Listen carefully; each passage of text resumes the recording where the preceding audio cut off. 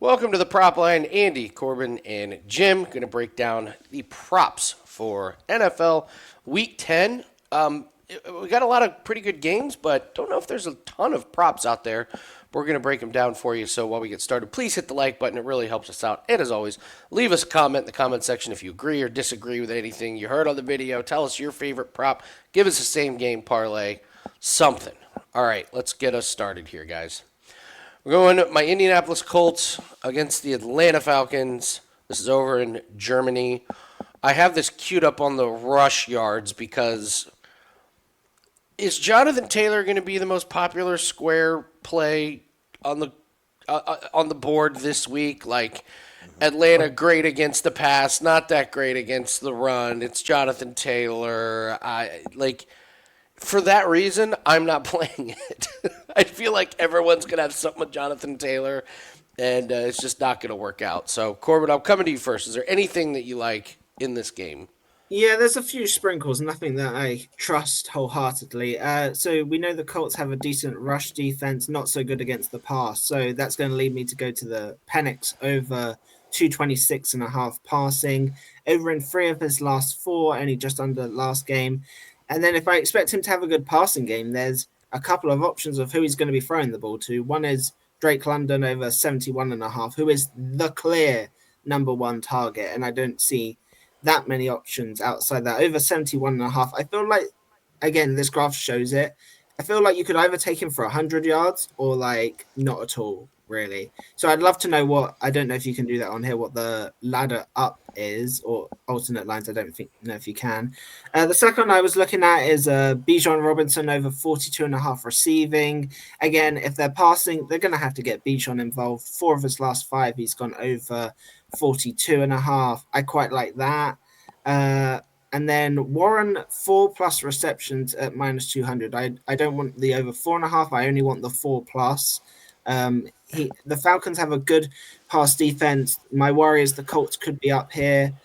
8 of 9, he's had at least 4+. I don't mind parlaying minus 200 or something to get that. He had a quiet-ish week last week, so I think this could be a bounce back opportunity. They like to get him involved, particularly in the red zone, all of that kind of stuff. 4+ receptions, minus 200. Your Drake London is up to plus 267 to get 100 yards. Again, I So, feel like that's the better way. I feel like he either goes big or not at all. So okay. Jim, anything you like in this one? Well, we have to see how the Colts are going to employ Sauce Gardner. Are they going to send him just with the number one? They're just going to put him on London and say follow him all over the field, or is he going to play a side? Either way, he'll be matched up with Drake, 50% of the time out there. And what we've seen over the past years with the Jets, with a horrible defense, is still that people just don't throw at Sauce Gardner very much. They take big play shots, but it's not that consistent peppering of targets. So he can get beat deep. He can get flagged. Now, the beauty of it is a flag helps you 0% in any stat quarter category possible to cash a bet.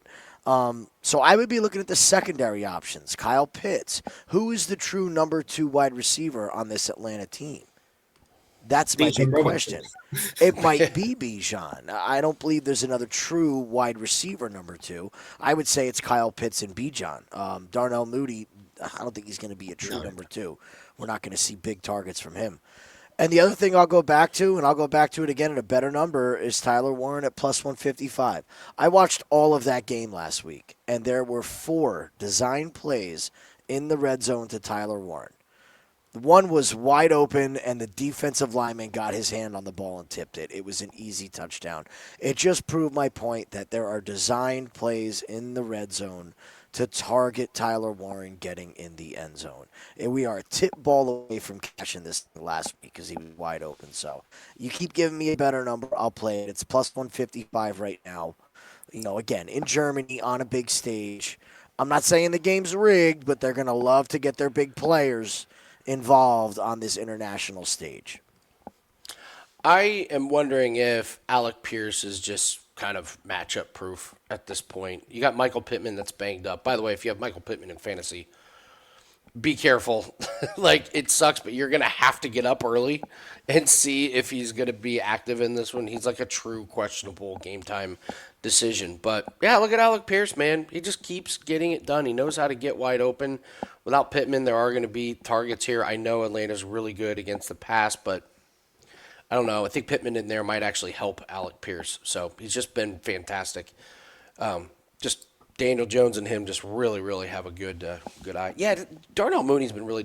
He's been hurt all season, pretty much. Like, I actually wouldn't mind Darnell Mooney under. You could go under his receiving yards. You could go under his receptions. I mean, one. Again, it's 1-1, and now his line's 2.5. There's, I think you could find a 3.5 out there, but it just hasn't three worked. and a half. That's way more appealing. Yeah, for sure. Yeah. 4 is going to be a real tough number to Yeah. get to for him. Yeah. All right, we move on to the Ravens and the Vikings. Jim, coming to you. Well, we spoke about it, the return of Lamar Jackson, and bink, oh yeah, they're a good team again. I don't know another team with one player just everything hinges on. I'm sure there's other ones that we haven't seen him hurt. So I think you just go back to Lamar Jackson's passing touchdowns. Again, they're such a run-heavy team, but the guy just throws over 2 touchdowns. Over 2 touchdowns, landing on 2. Really got Isaiah Likely involved. First time all season that we had both of these tight ends healthy with a healthy Lamar. And Likely had a really good game, a productive game. So I'm interested to see what the usage is going forward. I mean, the stats right there tell a story. We had a hurt player coming back, not 100% healthy. All of a sudden, he explodes for 60 yards. And we've kind of seen this at the tight end position this year. It's very quiet, very quiet. These guys have a big game, and then all of a sudden you can start to depend on them throughout the week. We're going to get to a couple other ones. I already know when we get to the games that you guys are going to bring up. That have just been rolling. So I'll stick with Lamar passing touchdowns, and I'm going to look and see what these lines do and where they move. The thing with the backup tight end market is, and I don't even know if you call him a backup, it's almost a split time with Mark Andrews, who's kind of slowing down, is you can get some real heavy line movement on the other guy the day of, and his line goes way down. So I'll look the day of at these lines and see where they go, if they're going to be going up or down. Corbin? Addison over 45.5 is where I'm looking.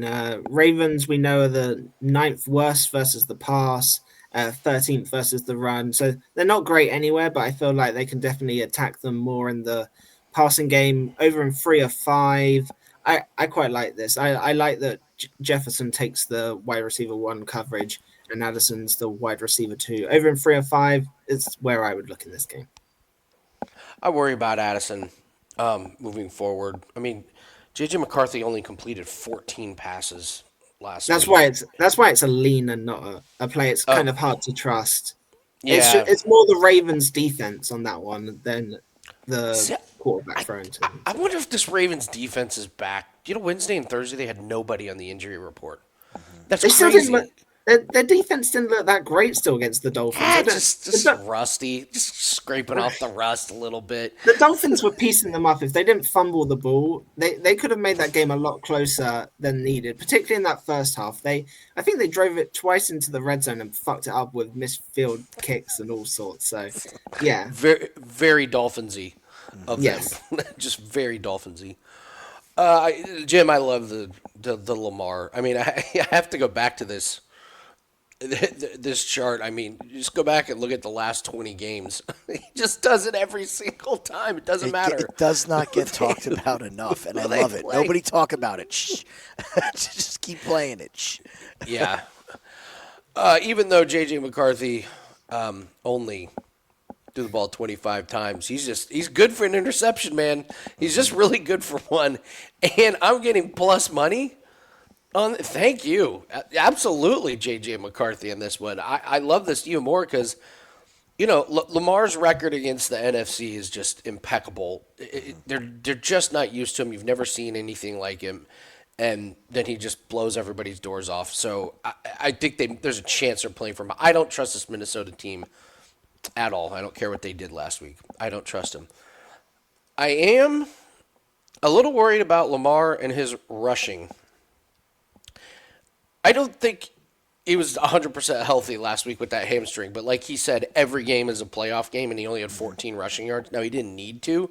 Maybe he takes off and runs a little bit more, but I wonder He if was there's a. avoiding running Yeah, I wonder if there's heavily. another week of this where, Lamar, please don't take off and pull your hamstring. Let's see if we can get out of Dodge. What's his When he rushing? did run, he ran with caution.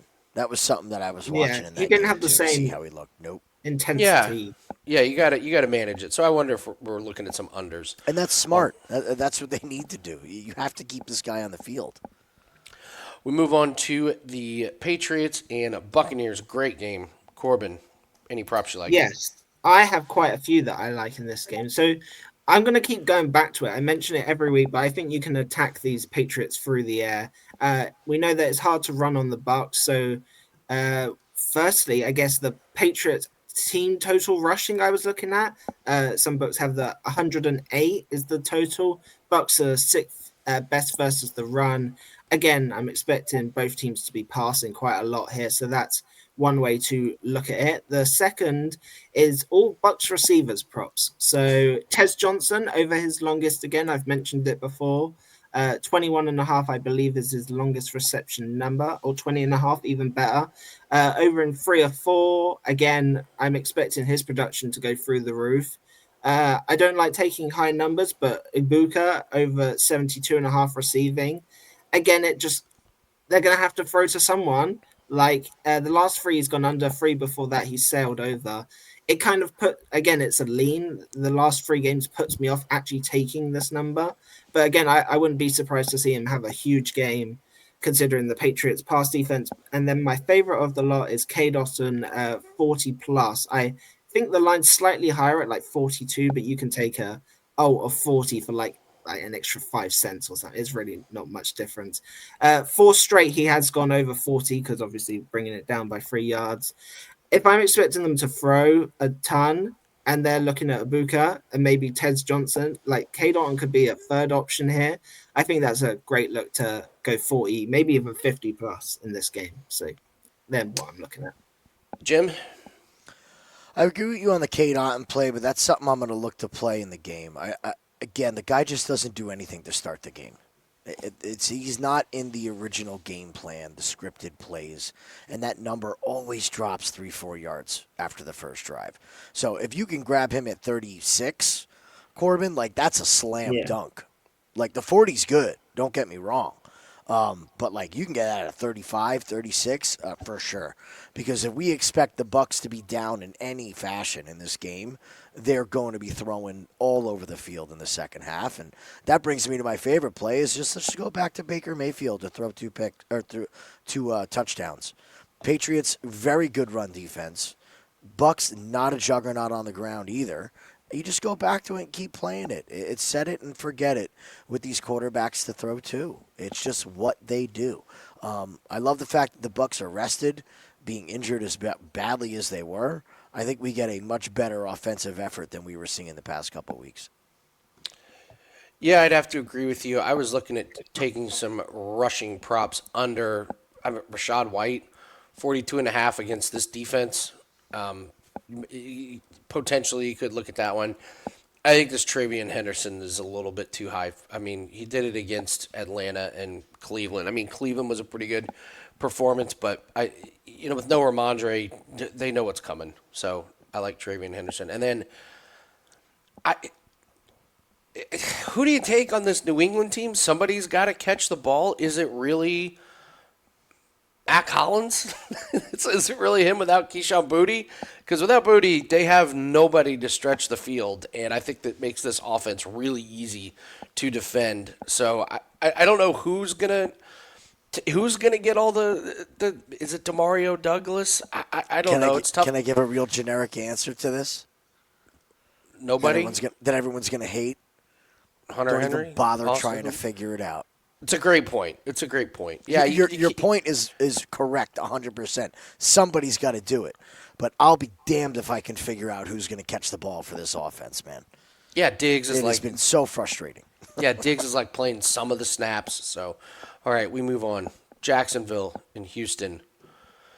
Davis Mills makes his triumphant return. Jim, what do you like in Jags and Texans? Davis Mills to throw an interception. Rusty. Rusty. We've seen this with the quarterback change. Sometimes they play great, sometimes they don't. But I don't know, Davis Mills strikes me as the guy that's going to throw one up there for us. This game is just gross. I don't feel like watching a second of this game. I don't like either team. We've said it for the past couple weeks. It is so frustrating watching this Houston defense just get totally wasted by this team. Have such a fantastic defense and then be so inept offensively just over and over and over again. I really have nothing other than Davis Mills to throw a pick. I got nothing. Go right ahead, guys. Corbin? Trevor Lawrence under 208 passing yards. Again, Texans third best pass defense and fifth best rushing defense. Who is he throwing to? I believe I've forgotten his name. The main wide receiver for the Jags is out. I've forgotten his name. Brian Thomas. Yes, which leaves just Kobe Myers, who they just traded for. Other than Myers, who can you trust on that list to have a decent game? Well, Parker Washington is going to be the hot, like, oh, this guy's going to do it, but yeah, I don't know. He did it against the Raiders. But the Texans know that. The Texans know what to watch out for. Like, I've seen their defense be good too many times this season to taken over on the Jags. Then on the other side of the ball, the Jags have the 10th worst pass defense and the third best rushing. Well, that tells me what's going to happen here. I think Mills is going to throw the ball. And if I think he's throwing, there's one guy I trust, and it's the tight end, Dalton Schultz. I like his receptions over 4.5 here.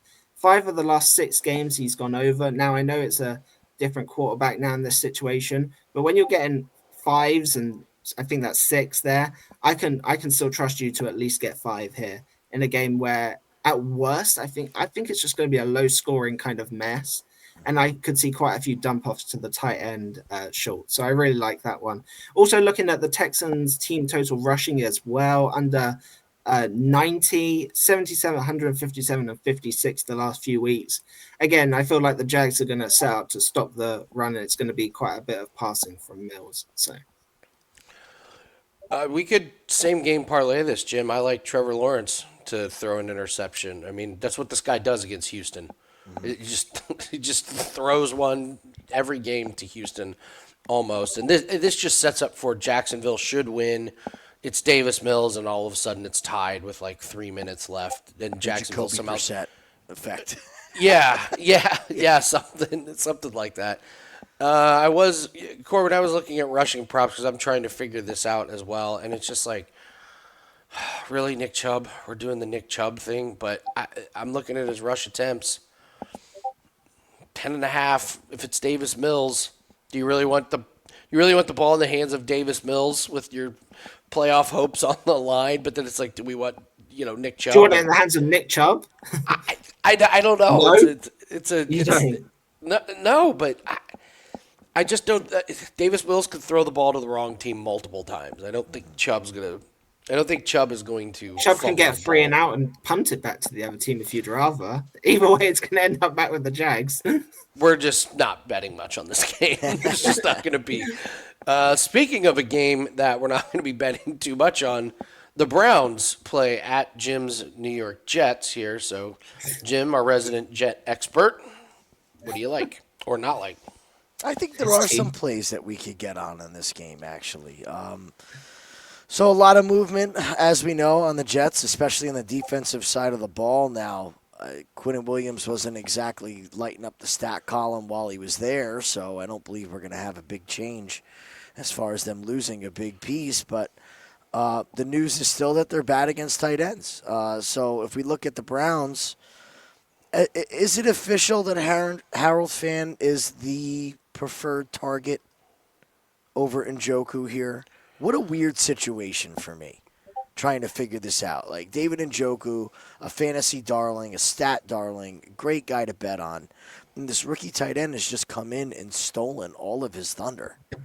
And it just seems like him and Gabriel have a better connection. So I'm looking at this 35.5, and I just think it's way too low. Way too low. Here's the underlying thing I think people are going to make a big mistake on in this game is they're going to say Sauce Gardner's gone. It's going to be the wide receivers running free. Low key, the backups have been playing better than Gardner in the system. I still think you go to the tight ends to attack this team. We're also down our starting safety out for the season, so that center of the field is open even more. Our linebackers that we wanted to get back came back and played so bad they got benched. So the center of the field is going to be, again, wide open. So I like Harold Fan over his receiving. Once defensive props come out, we'll be looking at defensive props. Myles Garrett is going to make Justin Fields' life a living hell. This game, I wouldn't be surprised to see a multiple sack game from him. At some point, they're going to have to put a tight end on him, and it's going to free up the other guys. So once we get these defensive lines out, it's going to be quite interesting. I'm interested in your guys' take on Breece Hall going into this. Unbearable. Run for the hills. And I don't mean him. I mean, how could you possibly know what to expect from Breece Hall in this one? Like mentally just wanting to be traded, not getting traded. Now you're stuck there. Yeah, honestly, if but I'm you Breece are the Hall, focal point now. So yeah, and I make it very clear. No, I'm not. I'm not getting hurt, guys. I'm not. You're not giving me a bunch of carries. Like, you're gonna run me to the outside. You're gonna run me in the line, and I'm gonna fall down the second I'm touched. I'm not fighting for extra yards. I'm not taking on a linebacker. Like let Isaiah. I'm kind of interested in like Isaiah Davis. If they give me some rush props or something, because seriously, if I'm Breece Hall and Garrett Wilson, I'm in there going just don't target me. What's the point? You obviously want to keep us around. Mm-hmm. Otherwise, you would have traded for us. By the way, I don't know if you heard, the one team that was really making a run at Breece Hall was the Chiefs. Oh, my God. Put Breece Hall on that team? Good God. I'm shocked they couldn't get a deal done. They must have been asking for a gigantic haul. Or the Bills called him and was like, if you give them Breece Hall. Yeah, I don't know what to expect from Garrett Wilson and Breece Hall. I just know I will expect minimal effort from them. Like Garrett Wilson's like, you better not call a play for me running over the middle. Like, it's not happening, guys. So it's unders on both of those guys for me. Actually, I kind of like this under 53.5 for Wilson. They played a good Denver team, and he had 13 yards on that one. So Corbin. I have 4 plays. Nobody's going to be shocked where I go first. I'm going for Jets' best weapon, the field goals. Over 1.5 field goals. Again, Folk just keeps delivering. He's the most reliable player on that team, and I feel like he's going to continue to be. Next is, I like Gabriel not to throw an interception here. There Jets you go. have not a single interception on the year. Gardner's gone. I think this Jets team, if they were already pretty not pretty shit, very shit, they're going to be even more checked out. And I don't think anyone's going to be fighting and trying for interceptions. Gabriel's too safe with the football, which is then going to lead into why I like him to go under his longest. Again, they've played it every single game this year. It's still, when I last checked, it was still 29 and a half. He hasn't come close. Like, I'm slightly worried again that the Jets defense will have given up even more so, and that somehow it will be like a 15-yard pass that somebody turns into a 30-yard run after catch. So that's my concern with that. And then I liked the combined passing yards for both teams to be under 367 yards. Again, I think both teams' passing offense isn't going to be great here. I feel like the Browns might start off good throwing the ball, then they're going to get up and just start running. Fields is going to go the opposite way. He's going to start off dead slow, and then they might pick up some in garbage time. But I'm struggling to see how they get to around the 370 number between them, quite honestly. So that's what I'm looking at. This is one of my favorite plays of the week. I think this has got to be a client play. Yeah. Dylan Gabriel to not have an interception. I'm with you 100%, Corbin. He's not going to put the ball in any type of danger because they know their defense can stifle this offense. So that was the only thing I was like, you know what? That's the best one. I don't even need to really dig deep. All right, the Saints and the Panthers. Oof. Corbin, did you come up with anything? I did. I have The Saints under 95 and a half rushing yards. Again, I mentioned it every week for like the last month. 57, 48, 44 against the Bears, 73 and 88 versus the Giants. And you're telling me that they're going to get into the 90s against the Panthers? Again, I think the Panthers defense is underrated, quite honestly. Again, they showed up last week against my Packers, but like throughout the whole year, I definitely feel like they're underrated. And Saints running the ball is non-existent, particularly after Miller went out. You just have Kamara, who's just old and just not quick in the slightest. You had slightly when you had Rattler, but now they have, I can't say his name, Show? Shuck.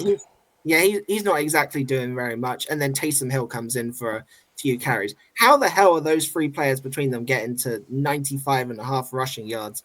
I don't know. And then I really loved Chuba Hubbard over 24 and a half rushing. Last week I said take the under because of the trade rumors. He had 17. Obviously, he didn't get traded. And 20 and a half, I love it even more. They're going to have to incorporate him back into this team. And if he gets even 5 or 6 carries, I think he goes over this total here. I don't think the Saints' run defense is anything special. So they're my two favorite plays in this game.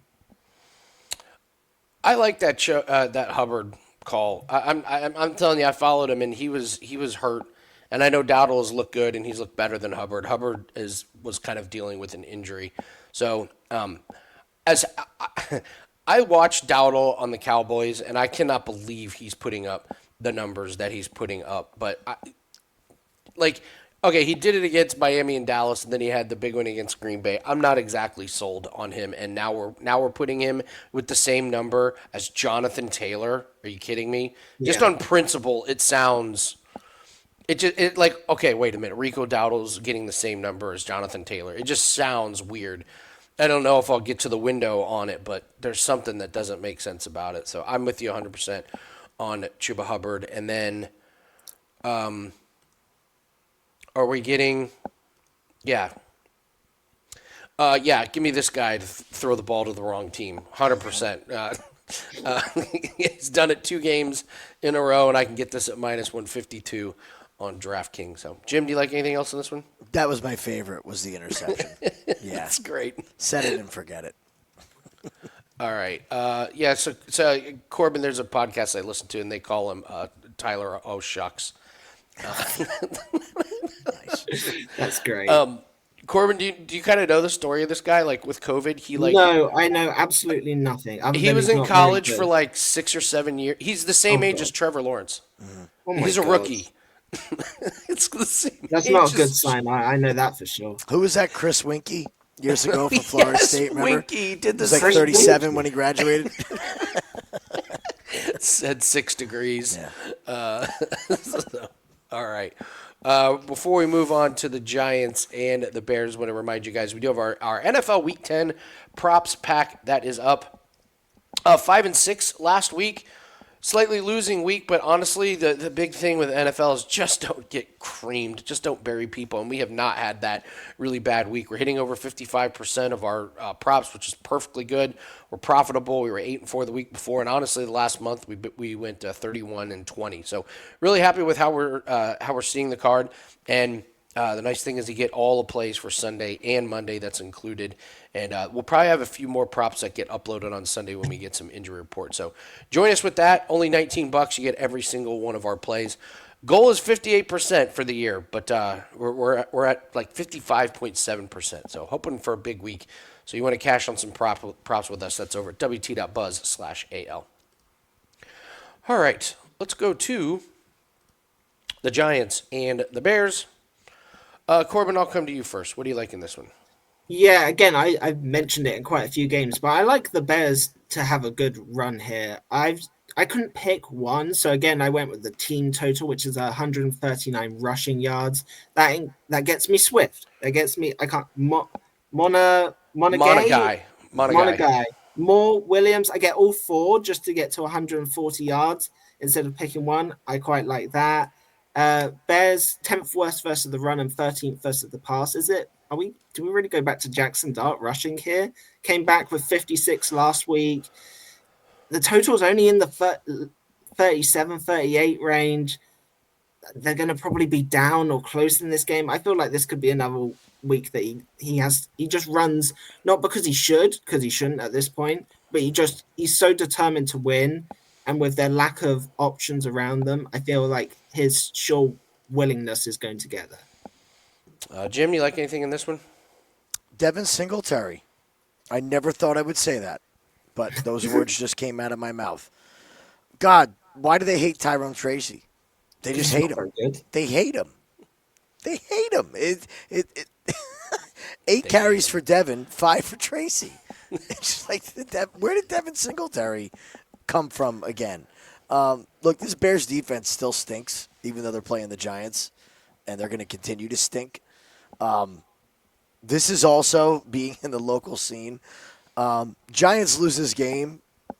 Brian Daboll might as well just fly home and not back to New York. This will be the end of him. Do you hear the story that just came out? You guys might not have heard it. No. Local news. He was as fired as you could be after that Denver game. Like as fired as he could be. They were done with him. They were going to fire him off the plane when it landed, when he got back home. And somebody in the organization said, well, let's just wait, but there's no point in fire. The guy's a dead man walking at this point. You saw the look on Jackson Dart's face at the end of that last game. Just the fear is that he's starting to ruin the quarterback. I wonder if these players are really going to play for this guy at this point. Because if we know the writing is on the wall, so do they. And we're starting to see a lot of players that are frustrated. Abdul Carter's been frustrated. A lot of frustration. I have a feeling it's just going to be Devin Singletary. Corbin, I agree. You just play Dart over his rushing at this point. We've been saying it should come down, but there's no one else that can do anything on this team. It is Jackson Dart and everybody else. But that Singletary number at under 35, I think you play that. To me, he's going to be the head back. If they do get some run game going, it's going to be him, not Tyrone Tracy. Kyle Monangai to the moon here for me. Like, what, the Bears are going to get away from him for an injured DeAndre Swift? No way. I mean, you could get 48.5 right now on FanDuel, and other books are already adjusting. DraftKings is at 56.5. DeAndre Swift he did practice, but he's questionable. And to me, this is very, very similar to the Rico Dowdle situation where you have the starter who's a bit banged up, the other guy's healthy and looks amazing. I mean, I know he did it against the Bengals, but man, did he look good. Eye test was there, and the Giants are just as bad as the Bengals against the run. I think you're getting a discount just because DeAndre Swift is questionable. I mean, if he doesn't play, you lock this bet in now, and if DeAndre Swift doesn't play, oh my God, you got a gift. And also, if he does play and the Giants are checked out, the Bears get ahead, they're not putting DeAndre Swift out there when he's hurt. It's Kyle Monangai again. So, other than that, I don't know what to do with this Giants team, so I'm not even gonna bother. So, all right, we move on to the Bills and the Dolphins here. Corbin, you are the resident Josh, the greedy Josh Allen is one of the best bits that's going, but you always bring up good points with Josh Allen, like against the Chiefs. Like he's what did I say? To... I said last week, prime time against the Chiefs, and what did he do? He didn't just get one. He stole my touchdown for Cook. I don't want to talk about it. Well, it was damn bad. it. I did tell you he gets greedy in these moments, and then you look who he's playing now, and I don't think he scores a touchdown here. Yeah. That's what I was going to say. Does he need to be greedy this week? It's not the moment. It's the limelight. It's just a normal slate of games. He's not on TV. He doesn't have all the eyes on him. It's too easy for Josh Allen. He needs it to have a little spice for it to mean something.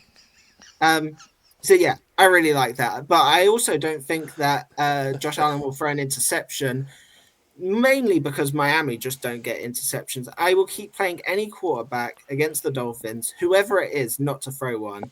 They're still only at 1 on the whole year. They're not going to get any more anytime soon, I don't think. I don't care that it's juicy. Put it with something, just anything. So I like that. And then I have 2 smaller ones. 8 over 27.5 receiving. 5 of the last 8, they're going to be down as soon as Tua starts hurling the ball. it ends up in 8-Chain's hands. My one issue with 8-Chain is if he's checked out towards the end of the last game, he looked as uninterested as you probably could at any point. Now, is that partly due to the score of the whole year? Because it could end up in a very similar situation here against the Bills. And then I like James Cook over his rushing of 85.5. Dolphins are the third worst versus the run. 6 of the last 7, including the last 3. My one worry is the last 2 games have been monster games in that they might choose to give him some rest and ease him back. But it's also Buffalo, and I remember from last year that they don't have any kind of brain cells when it comes to game planning. So they will run James Cook into the ground on the ground. Corbin, you're right about James Cook. He did pop up on the injury report Wednesday or Thursday, but then it turned out, he's fine. He'll play. I would be interested in possibly some Ray Davis props if they come out. We'll see if they come out on Sunday, but they could be up so much in this one that they just rest James Cook in the fourth. Didn't Ray Davis steal a touchdown as well from us, Jim? Ty Johnson, Ray Davis. Was it Ty Johnson? I think it was Ty Johnson. Ty Johnson. So, yeah, Ray Davis possibly, but who am I kidding? I'm not gonna bet that one. Jim, would you like to do Tua to throw an interception? Of course I would. I would continue to play that Go until the for end of it. the season. Go for Just it. continue to real in-depth breakdown opportunity here. Bet on the concussed quarterback to throw a pick. Real simple. This guy Do you have any just concern looks he like gets a benched? shell. What's that? Do you have any concern he gets benched again? Well, I Who say are you again. going to bench him for? Anyone.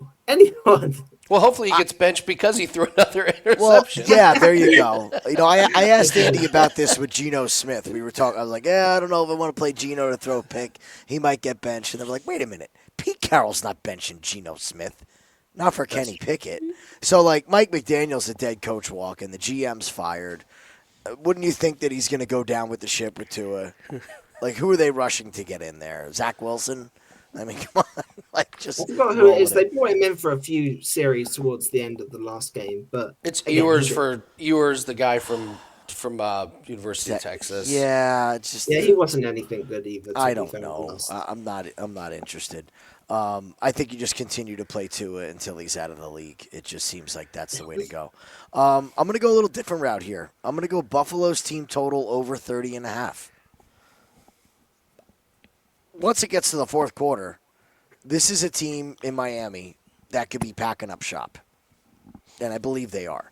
And we've seen this with Buffalo. It could be the James Cook first half. They're up by 21 going into the second half. And then it's just, again, the Ray Davis show, the Ty Johnson show. And what we've seen with this Buffalo team is when these backups do get in for an extended period of time, that offensive line blocks their ass off for these guys. They appreciate everything that they do as far as role players. I like that 30.5. If we think that Tua is going to get a turnover, that's also going to give us a short field for one possession, you would think. I think that number's too low. We've seen Buffalo score 31 over them before. So, again, Buffalo just beats up on their division all year long. They beat up on the Jets. They beat up on the Dolphins. They beat up on the Patriots. And then next thing you know, it's the end of the season. They got this shiny record. They run away with the division every year. So I think this is another butt-whooping for Buffalo against Miami. Yeah, it's James Cook and it's Tua throwing an interception. All right, we'll move on to the Cardinals and the Seahawks. I mean, Jim, you go first because I actually have some strong thoughts on this one. You go first. Points. Lots of points. I feel like we're going to see points on both sides. This offense with Jacoby Brissett looks like a functioning NFL offense. Oh my gosh, Marvin Harrison looks like a first-round receiver. Trey McBride looks like the best tight end in the league. All these things that Kyler Murray just couldn't accomplish. The run game leaves a lot to be, lacking. So I think it's just a passing game here. Again, with Seattle as well. It's Sam Darnold. I'm going to save Jackson Smith and Jigba for Corbin. I already know he's going to talk about him. But I think you take both of these quarterbacks over their touchdowns. I think you could take them over their yards. it's just a passing fest to me. I'm actually really excited to watch this game. This could be a really, really fun game that goes under the radar this weekend. Corbin? Well, he half mentioned it. Jackson Smith and Jigba just keep going. I have slight concerns this week in the Shaheed trade, most likely. If he's going to have any impact on the receiving longest, again, I wouldn't play it. I wouldn't play his longest at 29.5. You can get that. I've seen 26s and 25s today. Or you just take his normal receiving. I feel like he's still going to be the number one weapon. He's still going to get enough work to go over 100 yards again. I'm quite interested in Shaheed's number, actually, more so than the Jackson Smith and Jigba this week. I think Shaheed was in the 40s. Oh, in the 38. Again, I love. It's the same with the injuries, trades, new teams. Everyone's like, oh, he's only just came. We'll give him a low total. He could get that in a couple of catches in this game. Like Darnold's been good with the ball deep. We know Shaheed's got the speed. I quite like that. They're the two that I was half looking at. I'm all in on Marvin Harrison now. I mean, he looked incredible. I know it was against Dallas, but Amazing when the ball shows up on time, how good a receiver could look. Yeah, right? so who looked worse on Monday? The Cowboys or Kyler Murray? It was a bad night for the team and the player. So yeah, like you saw Marvin Harrison's peak, you saw what he can be, and another week of practice and getting on the same page. I like him. And then we cashed this one last week. Jacoby Brissett, now I'm getting plus money. I mean, there's a plus 134 out there over 1.5 passing touchdowns. The guy just does it every single week. And this is a middle of the road passing defense here as far as passing touchdowns. They're 12th against passing touchdowns. But if Jim, if you're correct, he's going to get two touchdowns here, and you're getting a really nice plus money price on it. So it's Brissett for me on that one. That being said as well, if he's going to throw two, who's he going to throw him to? Not a lot of options. You're getting plus money. It's on Trey always McBride McBride and Marvin Harrison, right? It's always McBride with Jacoby Brissett. That's another one. Kyler, you couldn't figure out how to throw to McBride in the end zone. Jacoby's like, this is great. We have this big tight end who can Didn't he catch have no touchdowns his rookie season, or was it one? I forget. It was terrible. But you get both of those guys at plus money. I mean, if you split a play on both of them, who else is going to catch the ball for this team? It's going to be those two guys. True. All right, move on to the Rams and the 49ers. Corbin, coming to you first. Hold on. Hold on. To we all know the where receiving yards, Christian McCaffrey. Yeah. I got to be honest, I'm just stunned every week we're getting these numbers. I can't believe they haven't just said, we're not losing more money on McCaffrey overs. Mm-hmm. 8 of 9 games that he gets there. He had 82 versus this team earlier in the season. The one game he didn't go over was against the Texans defense, who we were just raving about. And it's still only 50. It makes no sense. They're going to be behind or close game at worst. Like, everything sets up. Like, I love this play as per usual. This will probably be my biggest play of the weekend. Other than that, it's Puka receptions again. 10 receptions versus the 49ers earlier in the season. I'm just not sure who on the 49ers defense stops Puka, the way he moves, the way where he lines up. I don't think they have the defensive personnel to limit him. Last 2 games he hasn't got there, only 2 and 7, but coming back from an injury. I think last week getting 7's a really good sign, and I think he's just going to build into this game.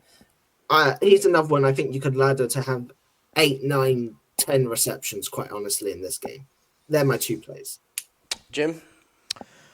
Where's my boy, Mr. Kyle Juszczyk? Do we have a lineup here on Props.cash yet or no? Don't yet. All right, so we're going to wait and see for that. That's been good. Of course, the week that we played it, it goes under. But now it's just right back to the same old thing. 2, 3 designed plays for Kyle Juszczyk. It's almost like Shanahan sat down with Mac Jones and was like, look, when we call these plays, you throw the ball to him. It's designed for him. Stop looking for Kendrick Bourne when we designed a fullback screen, please. So he's going to get those targets. And they set it really low. I think last week was 7.5. He gets 1 reception for 10. Ended up with 2, I believe. So I'll go back to that. And we'll go back to Kyron Williams again. That's it. Just keep going to Kyron Williams for a touchdown. That's my guy. For a touchdown. That's my guy. That's it. Just keep playing it. You make sure that he gets in.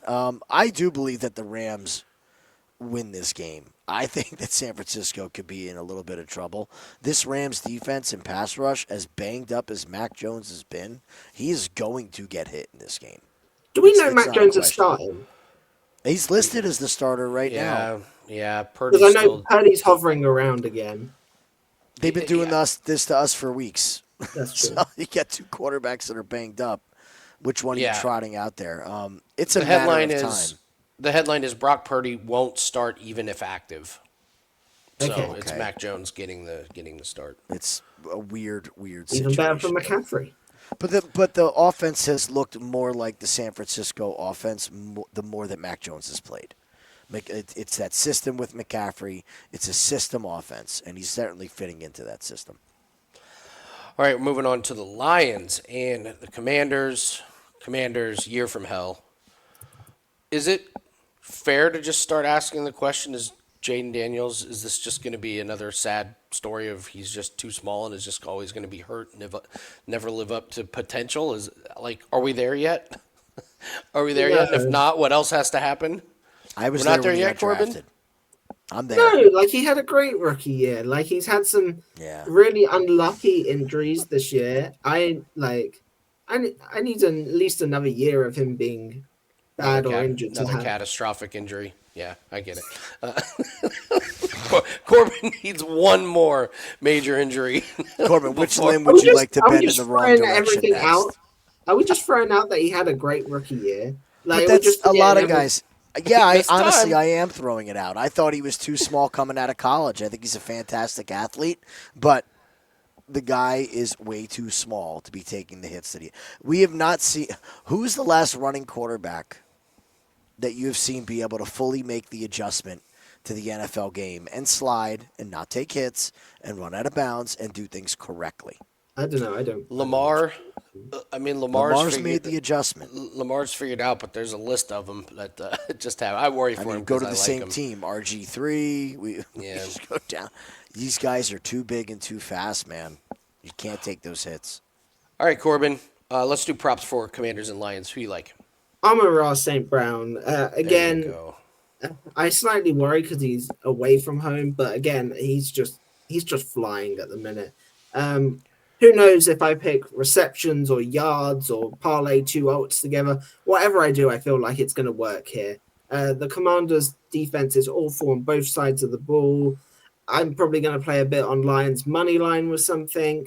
I think the Lions have a field day here. I'm just more interested to see how the Gibbs-Montgomery backfield works out after I liked Gibbs a lot last week and he didn't deliver.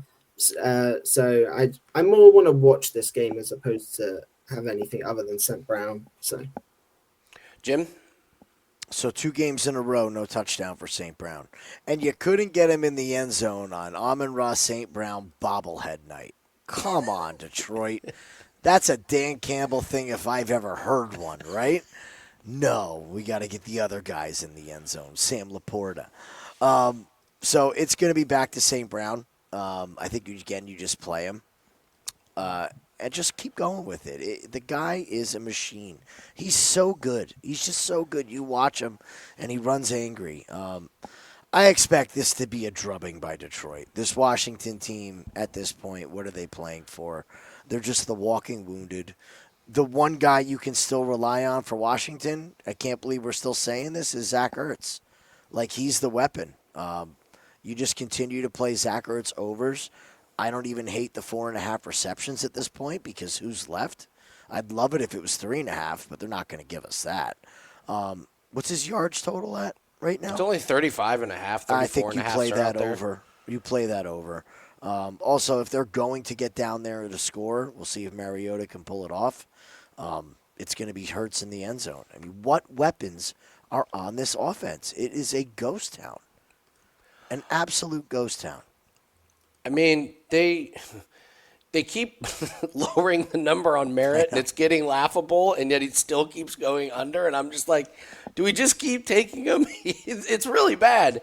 I mean, this guy was like, he had this huge game against Chargers, and it was like, oh man, Merritt, it's his team, it's his backfield, and then he like 61 against Chicago, and you're like, uh-oh. Then it was this 33 yards against Dallas where you're like, oh no, we've been had. So, uh, so, that's what's so crazy about it is like he had 12 attempts last week. He's going over his rush attempts and under his yards. That's a bad combo. That is a really bad combo. So, I don't know. 38.5 is really, really, really low, but I'll probably stay off of it. But yeah, the Jahmyr Gibbs and David Montgomery make this really, really hard to try and figure it out. So I'm going to also look at. I just think on principle this number is too low.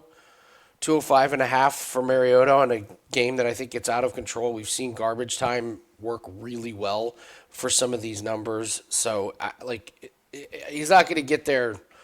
You're going to be worried at halftime, so maybe you just look live at halftime and see what the number is. I can't imagine he'll be halfway there, but if he stumbles out of the gate, look for him to go over his passing yards in the fourth quarter. So, all right. I have a question for you Yes. about the Merritt. At what point do we start betting on Rodriguez? At what point do does what? the coaching staff say, you're out, Merritt? Like, I mean, are we going to see the 12-carry game for Rodriguez? You could. I mean, the Cardinals pulled a good one on us with that DeMarcado shenanigans on Monday. What was that? Where did that come from? So it's just you think you just got to stay away from these guys. Exactly. They'll rotate in and out, and Chris Rodriguez will rip along, and it'll be like hot hand. It's just bad for bad. Yeah, Like, you just don't need to concern yourself. I'm glad. Thank you for using the word "bad" for that one, Corbin.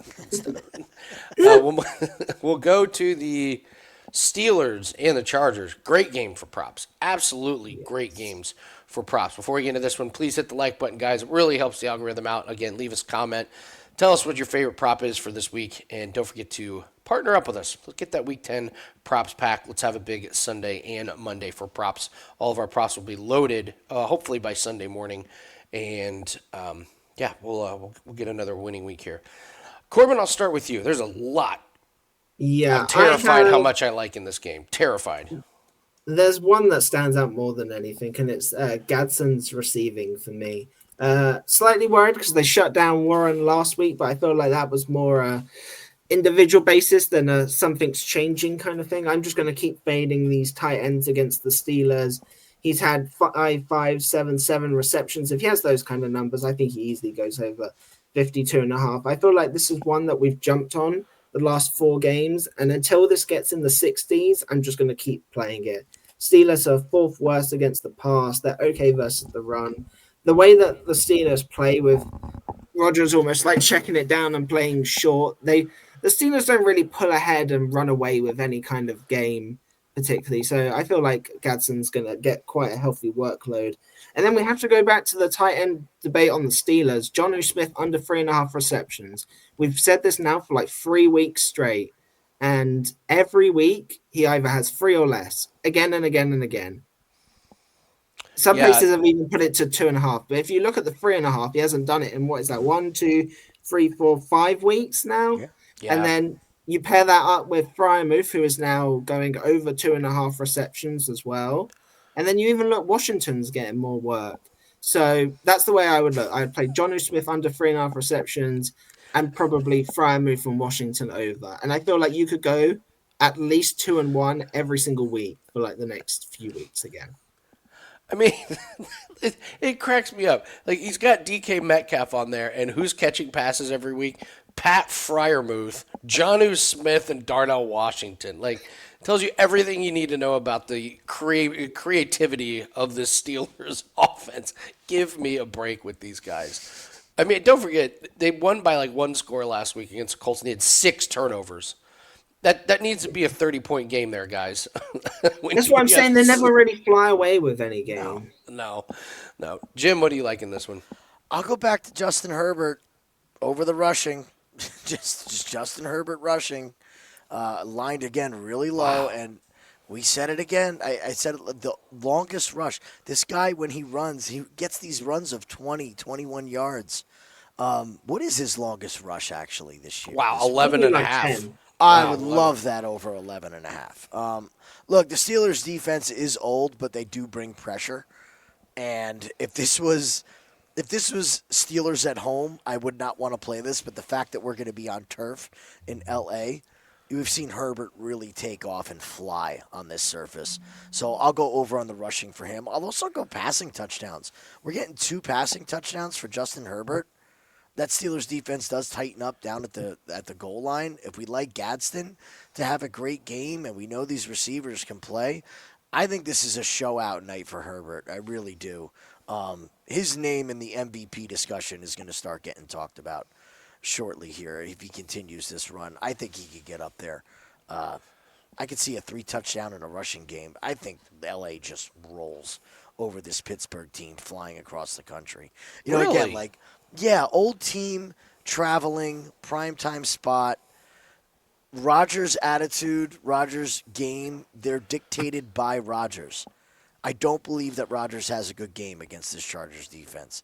And you could see the toll that just takes on the rest of the team when they always cut to Aaron, right? And he's got the hat down on the bench, and he's just sitting there, and he's pissed. And the rest of the team just gets dejected. I really like L.A. in this spot. I think they beat the tar out of the Steelers at home. I think there's one rushing prop that I forgot to mention, and it's the Jarrett Patterson over 15.5. He's quietly getting way more work at the minute. He had 9 and 11 rush attempts the last few weeks for 30 and 44 yards. Again, if he's having this kind of production, how does he not get over 15.5, even if he has half the amount of work? So I really like that one. And field goals for both teams. I was getting ready to come over the top with Jared Patterson, and Corbin swoops in. Sticks right in. What are we doing with Kimani Vidal here? This guy, I mean, talk about an alt machine. Under 30 or over 110. Well, he flip-flops, so this should be his week, right? No, I'm going Up under. and You down. can't have 30 yards against the Titans and expect to get a big workload. So I think it's kind of over for the Kimani Vidal experiment. I'm lockstep with you, Jim, about the passing touchdowns for Justin Herbert. And listen, Quentin Johnston, I said coming off of that game with Minnesota, and I'm so mad I didn't go back to it for an official play. It's like, I'm telling you, Herbert and Harbaugh love this guy. They are going to get him involved. The Minnesota just covered over the top, and what did we see them do? They ran some shorter routes for Quentin Johnson, and then they hit him over the top for the touchdown. Guy had 53 yards and a touchdown, and there's just so many weapons here. Someone's going to be the odd man out, like not McConkey and Quentin Johnson and Gadsden and Keenan Allen. One of these guys is going to be out.